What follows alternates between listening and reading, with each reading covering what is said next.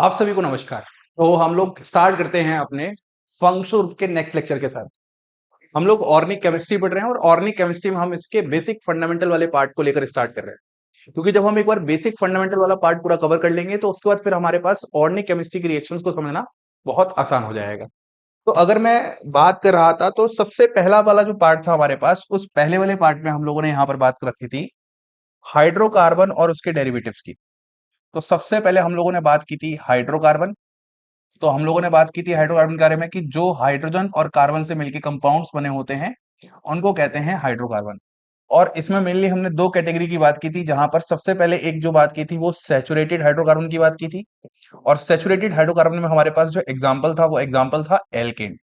तो सबसे पहले हम लोगों ने एल्केन को लेकर देखा था कि एल्केन किस तरीके से हम लोग आइडेंटिफाई करेंगे, क्या बात होगी। फिर जो हमारे पास सेकंड पार्ट था वो हमारे पास था अनसैचुरेटेड अनसैचुरेटेड हाइड्रोकार्बन। अब इस अनसैचुरेटेड हाइड्रोकार्बन में हमारे पास दो पार्ट्स हम लोगों ने स्टडी किए थे। एक जो स्टडी किया था वो स्टडी किया था एल्कीन। एल्कीन को देखा था किस तरीके से हमारे पास एक पाई बॉन्ड से हम लोग एल्कीन को आइडेंटिफाई करते हैं। और जो फिर नेक्स्ट पार्ट था हमारे पास वो था एल्काइन, जहां पर हमारे पास दो पाई बॉन्ड्स प्रेजेंट होते हैं। दोनों में ही मल्टीपल बॉन्ड्स होते हैं और सिर्फ पाई बॉन्ड्स का डिफरेंस होता है ना। तो एल्केन एल्किन एल्काइन ये हमारे पास सारे के सारे हाइड्रोकार्बन पार्ट थे। अब हम जो यहां पर बात करेंगे नेक्स्ट में, तो हम हाइड्रोकार्बन डेरिवेटिव्स की बात करेंगे। हाइड्रोकार्बन डेरिवेटिव्स की बात करेंगे।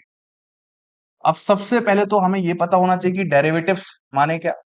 तो जैसे अगर मैं एक एग्जांपल ले लूं आप लोगों के सामने, तो एग्जांपल हमारे पास है मिथेन।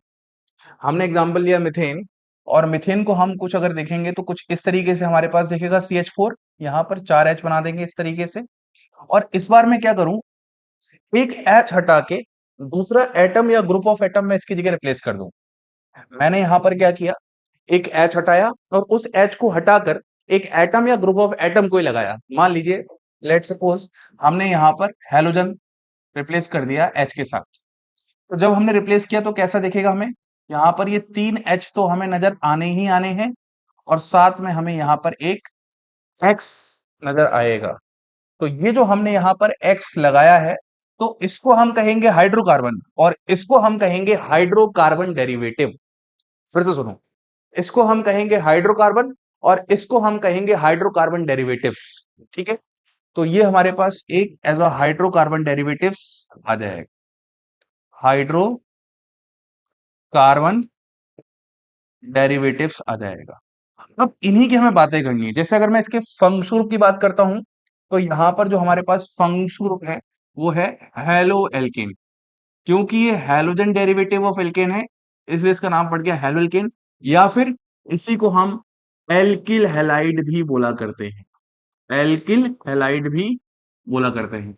तो कुछ इस तरीके से हमें यहाँ पर सारे के सारे फंक्शनल के बारे में बातें करनी है। एक एक करके हम लोग ये सारे के सारे फंक्शनल को डिस्कशन करेंगे और जानेंगे। तो अभी तक फिर हम लोगों ने क्या बात की थी, तो मैं एक बार फिर से एग्जांपल्स के साथ बता देता हूं जल्दी से। जैसे सबसे पहले अगर बात करता हूं, तो ये मान लो हमारे पास सबसे पहले क्या है, सैचुरेटेड हाइड्रोकार्बन है। यहाँ पर सिर्फ और सिर्फ क्या है, सिंगल बॉन्ड प्रेजेंट है। फिर हम लोगों ने क्या बात की थी कि यहाँ पर हमारे पास मल्टीपल बॉन्ड प्रेजेंट है, तो ये हमारे पास यहाँ पर क्या है, एल्कीन है। और फिर हमने क्या बात की थी, यहाँ पर हमारे पास दो पाई बॉन्ड्स हैं, फिर से मल्टीपल बॉन्ड है, तो ये हमारे पास एल्काइन है। कुछ इस तरीके से आपके पास यहाँ से फंक्शन ग्रुप की स्टार्टिंग देखने को मिलती है। अब थोड़ा सा और आगे बढ़ते हैं। ये कुछ फंक्शन ग्रुप हो गए, और नेक्स्ट फंक्शन ग्रुप जो हमारे पास होता है उसकी हम बात कर लेते हैं एल्कोहल। नेक्स्ट फंक्शन जो हमारे पास होता है वो होता है एल्कोहल। अब क्या हो यदि हम लोग कार्बन चेन से OH ग्रुप अटैच कर दें, जैसे मान लो फिर से हमारे पास यहाँ पर क्या है, CH4 है इस तरीके से। और CH4 से इस बार हम फिर से क्या करते हैं, H हटा दें, और यहां पर इस बार हम लोग ग्रुप ऑफ एटम OH को यहां पर जोड़ देते हैं, लगा देते हैं। रिप्लेसमेंट हो रहा है, ये कोई रिएक्शन नहीं है, सिंपली यहां पर रिप्लेसमेंट है। तो जिससे क्या हो जाएगा, यहां पर हमारे पास कुछ H और यहां पर OH है। आ रही बात समझ में एकदम अच्छे से। तो यहां पर इसको हम कह देंगे, ये हमारे पास हाइड्रोक्सी ग्रुप है। कौन सा ग्रुप है, हाइड्रोक्सी ग्रुप है। और हाइड्रोक्सी ग्रुप जिस ऑर्गेनिक कंपाउंड में आपके पास होंगे, उस कंपाउंड को हम लोग एल्कोहल कहते हैं। उस ऑर्गेनिक कंपाउंड को हम लोग एल्कोहल कहते हैं। तो जैसे मैं कुछ एग्जांपल आपके सामने लिखता हूं, ठीक है? मान लीजिए मैंने कुछ इस तरीके से आपके सामने एग्जांपल बना दिए, यहाँ पर OH ऐसे बना दिया। कुछ इस तरीके से मैंने और एग्जांपल्स आपके सामने यहाँ पर इस तरीके से ले लिया, OH यहाँ पर बना दिया। कुछ और मैंने एग्जांपल्स अगर मैं आपके सामने बनाता हूं तो मैंने ये वाले एग्जांपल्स यहाँ पर कुछ इस तरीके से मैंने यहाँ पर OH ले लिया।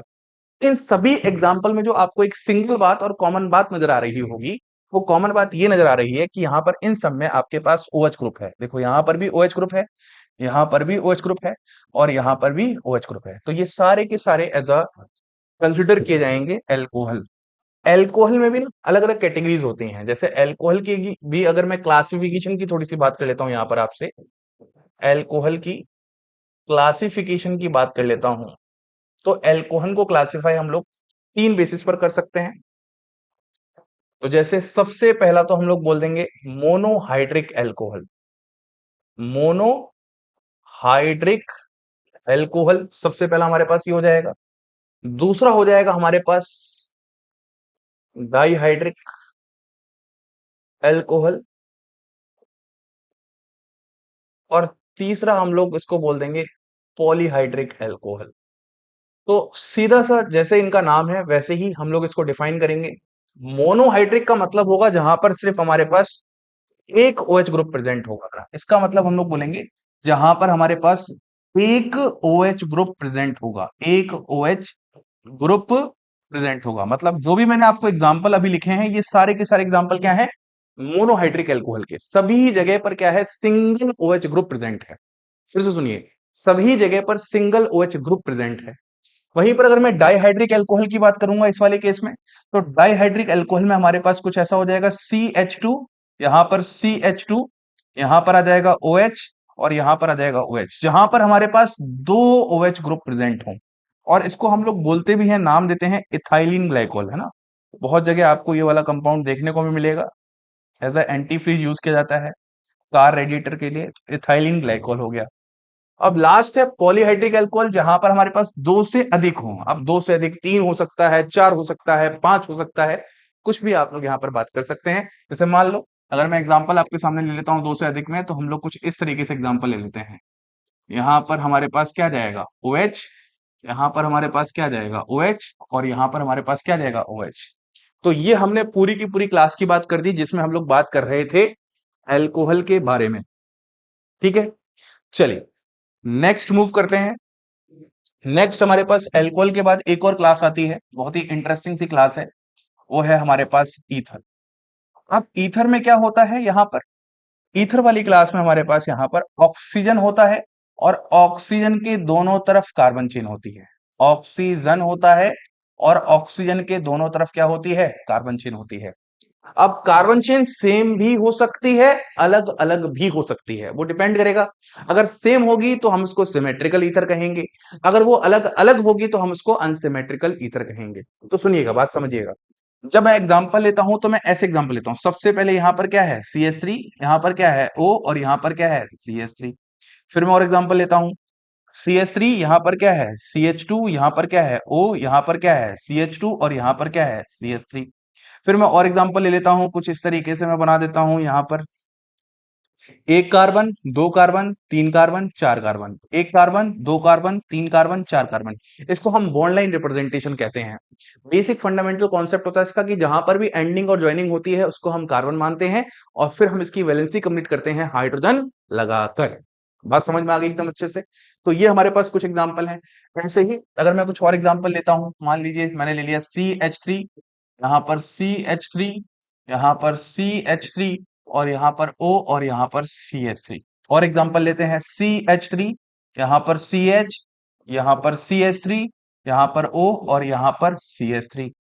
और एग्जांपल लेते हैं, और एग्जांपल में एक इंटरेस्टिंग सा एग्जांपल ले लेता हूं मैं, यहाँ पर एक फिनाइल ग्रुप लगा देता हूं, यहाँ पर O, और यहाँ पर मैं ले लेता हूं CH3।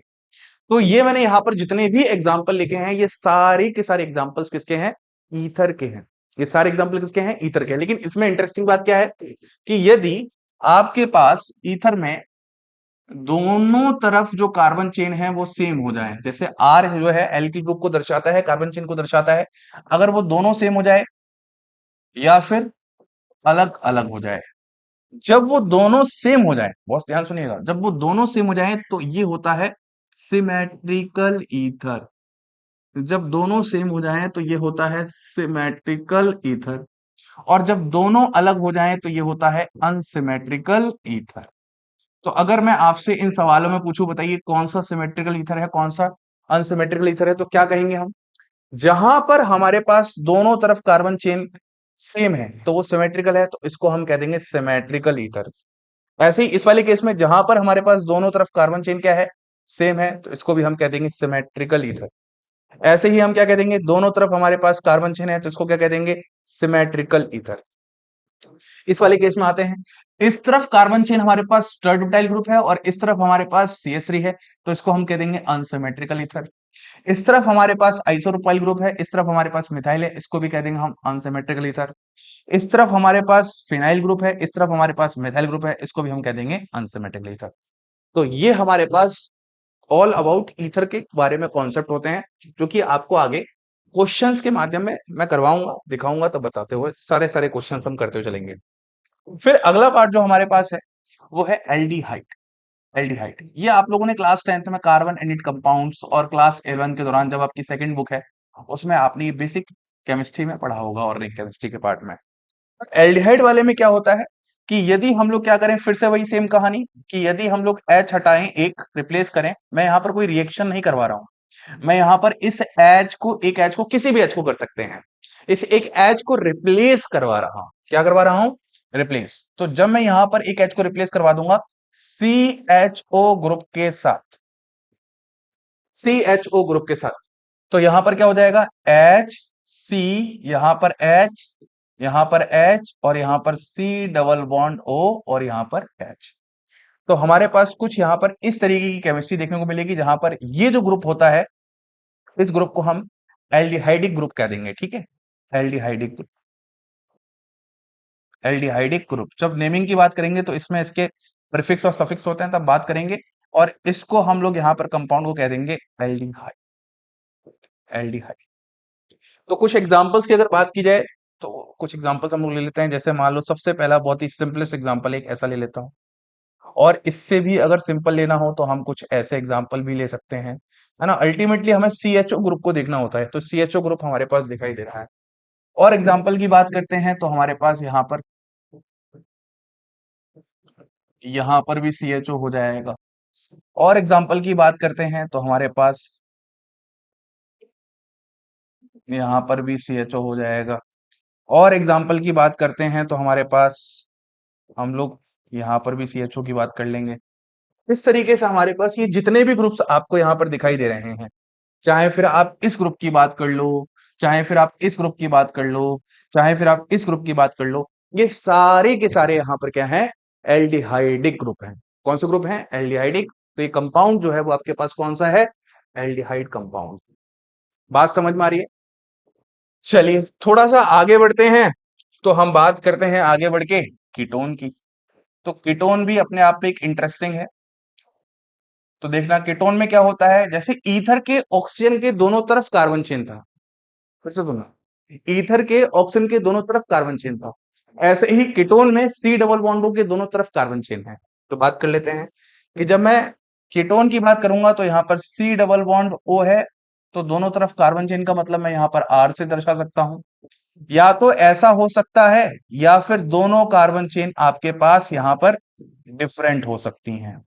जब ये सेम होंगी तो इसको हम कह देंगे सिमेट्रिकल कीटोन। तो इसको हम कह देंगे सिमेट्रिकल कीटोन।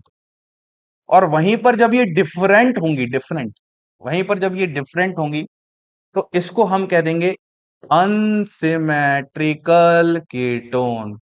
इसको कह देंगे सिमेट्रिकल कीटोन, इसको कह देंगे अनसिमेट्रिकल कीटोन। आ रही बात समझ में? मतलब जो पूरा इनका डिफरेंस होना है वो इनके कार्बन चेन पर डिपेंड कर रहा है। अगर सेम है तो सिमेट्रिकल, और अगर डिफरेंट है तो अनसिमेट्रिकल। जैसे कुछ एग्जांपल्स की बात कर लेते हैं, मैं कुछ एग्जांपल्स सबसे पहले यहाँ पे लिखता हूँ आपके सामने। मान लीजिए सबसे पहले मैंने लिखा H3 डबल बॉन्ड OH। तो सबसे पहली बात याद रखना, इसको हम कीटोन नहीं कहेंगे। ये जो एग्जाम्पल है ये आपके पास एल्डिहाइड है, अभी भी बताया था मैंने जस्ट पीछे ही CHO ग्रुप इसमें आ रहा है। तो सबसे सिंपलेस्ट जो कीटोन होगा यहाँ पर, वो सबसे सिंपलेस्ट कीटोन हमारे पास CH3 C double bond O और CH3 रहने वाला है। आगे बात समझ में? CH3 C double bond O CH3 सबसे सिंपलेस्ट कीटोन है, इस बात को आप लोगों को ध्यान भी रखना है।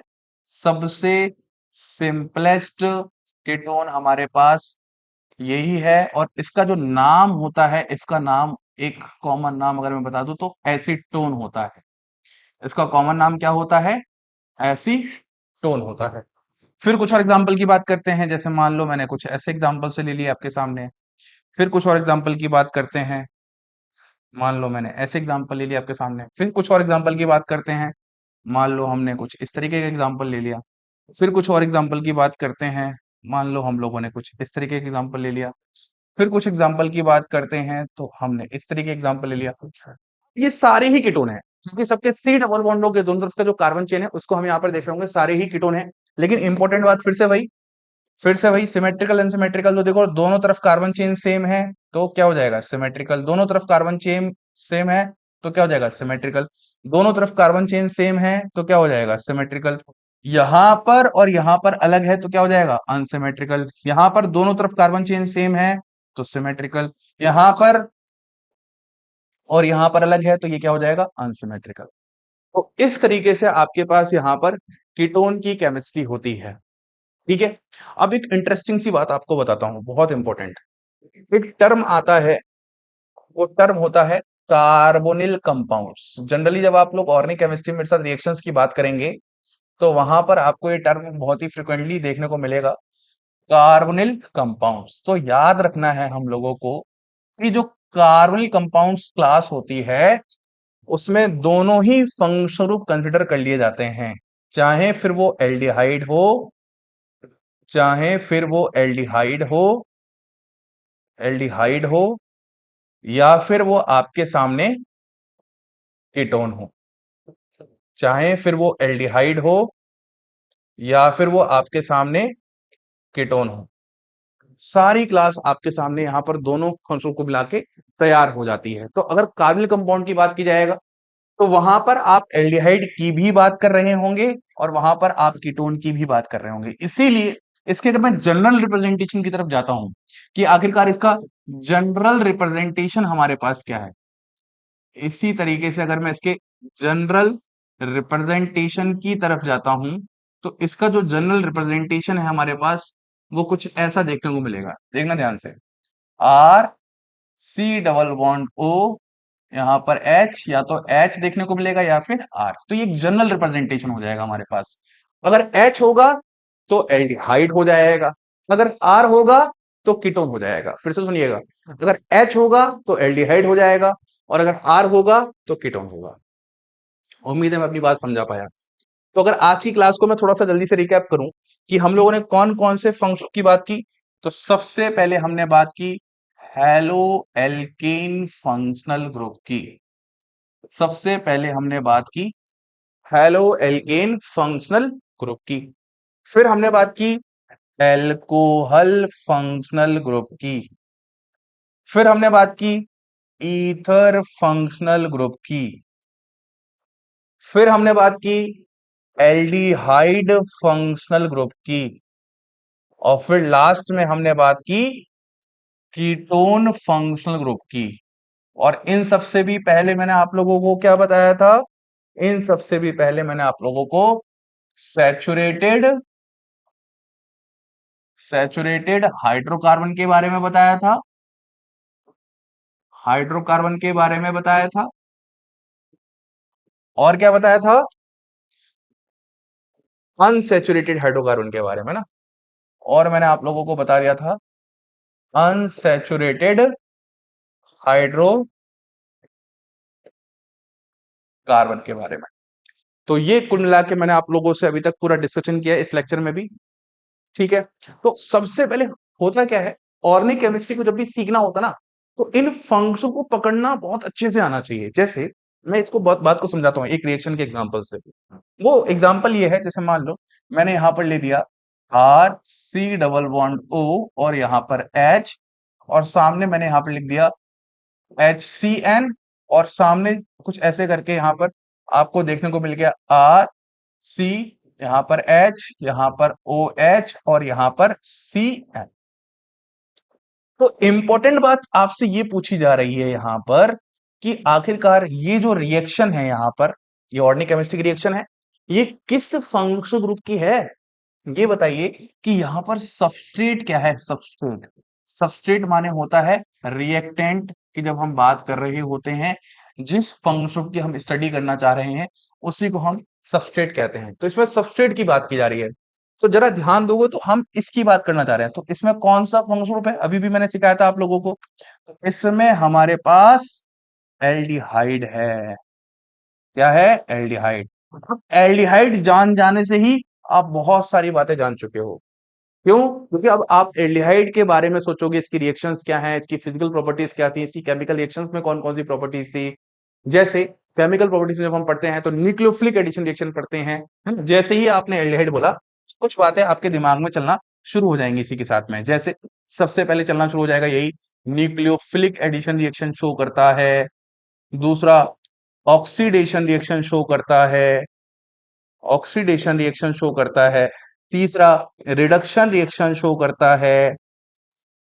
चौथा, कुछ नेम्ड रिएक्शंस होती हैं वो करना शुरू करता है। तो ये सब हम पढ़ेंगे धीमे धीमे। ये कौन सी रिएक्शन है, टाइप क्या है वो अलग बात है, लेकिन कौन सा फंक्शन था वो हम पहचान गए। तो ये सब एकदम स्टार्टिंग सीढ़ी है। एक एक चीज करके हम लोग कनेक्ट करके अपनी पूरी रिएक्शंस को तैयार कर रहे होते हैं। वो मैं आपको सबसे पहले स्टार्टिंग समझाना चाहता हूँ, और फिर धीमे धीमे आपको रिएक्शन भी समझ में आना शुरू हो जाएगी। उम्मीद करता है आपको ये लेक्चर आज का समझ में आ गया हो। इसी के साथ आप सभी लोगों को धन्यवाद।